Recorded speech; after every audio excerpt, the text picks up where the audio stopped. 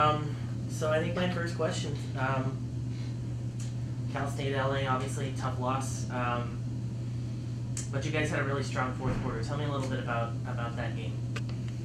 Well, we did have a strong fourth quarter. However, I'm not one to, it's not moral victories because in the last two games, to be honest with you, with both Dominican and Cal State LA, we've dug ourselves a tremendous hole. And then, yes, we have fought back, but our expectations are obviously a lot higher than that. We certainly shouldn't be pleased just because we fought back from a large deficit. The bottom line with Cal State LA is we weren't ready. Mentally ready. We did not execute our scout efficiently. We gave up a lot of points in transition defense, so that there was just a lot of areas that we obviously did not perform well in. And so digging ourselves that big of a hole, let alone on the road, is very, very difficult to overcome. What would you say the big key is in order to put together 4 strong quarters instead of having to come back time after time? Well, I think with this group, what I find myself constantly talking to them about is just the level of intensity that needs to be expected every single possession and the level of focus. As they say, it takes tough teams to win on the road. And whether it be Cal State LA last weekend or this weekend going to Chico and Stanislaus, just the mental preparation and the focus that goes into completely comparing yourself for a game. I still don't think this group, just being as inexperienced as we are, is fully grasping that concept. And that's something that plays a huge part. And that's something that we have not been very consistent with. Let's move forward to this weekend, Chico and Stanislaus. First of all, just tell me a little bit about your thoughts about each match. Well, obviously, first and foremost is Chico State. That's being our next opponent, and so these next couple, these next couple days in practice, we'll definitely be preparing for Chico State. But I feel like I say this every week, whether it be Chico State, Stanislaus, or whomever, we just have to do certain things on our end, and when we do certain things on our end, and we execute the scout, and we do what we're coached to do, I'm very confident in this basketball team. But we just have way too many lapses during the game, and we're not carrying over what we're doing in practices. We're not carrying that over into games, and so there's a combination of reasons for that, but that's something that is really our focus this week. Chico's a team that HSU has historically struggled against. How much? Well, let me say this. You kind of already touched on this, but just tell me a little bit about what specifically your team will focus on in this matchup on Friday. Right. Well, on the offensive end, I just don't feel like we've gotten into any kind of offensive flow, and the primary reason for that is we're turning the ball over. We're not giving ourselves a chance to be successful on offense when we're not valuing each possession with the ball, and so that obviously is a top priority. As far as Chico State goes, they do have a balance. They have very good, guards on the perimeter. Brandon, obviously is doing their leading scorer. She's coming off of an MVP performance in the tournament.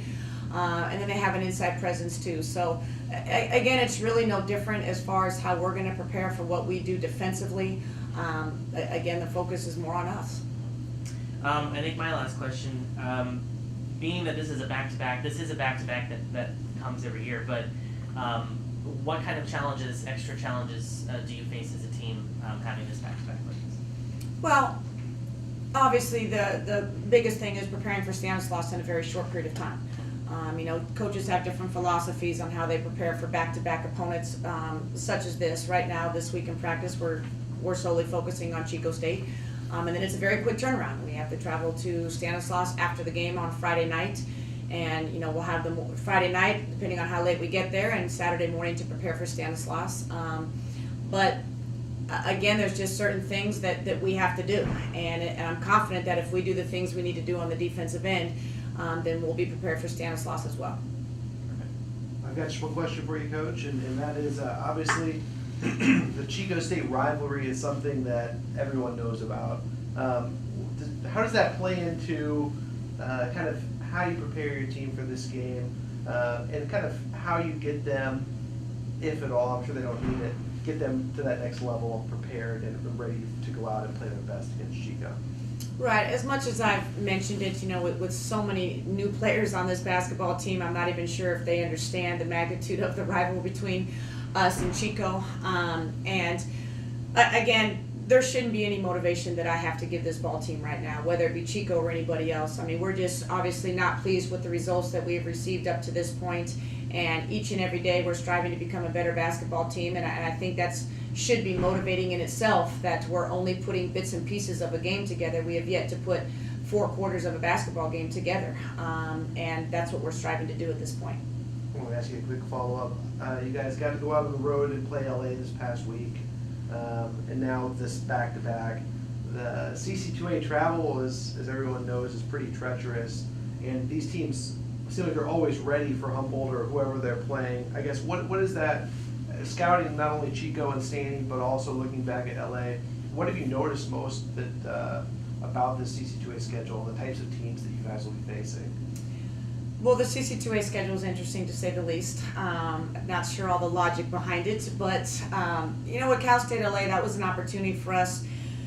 It was we only had 1 game that week. Cal State LA had 2 games that week. They had to turn around the following night and play Sonoma State. And just again, getting our team to understand the what's at stake each and every conference game, whether we're at home or whether we're on road, and we can't quote unquote take a night off.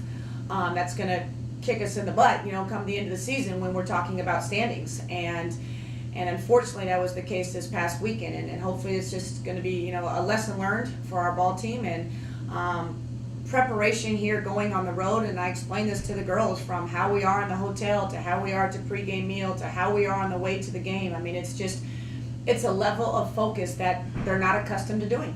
And I'm trying to train them, if you will, to get to that level of intensity and obviously bring that onto the floor. And I think it's something that they're slowly grasping, but we just haven't put it all together yet.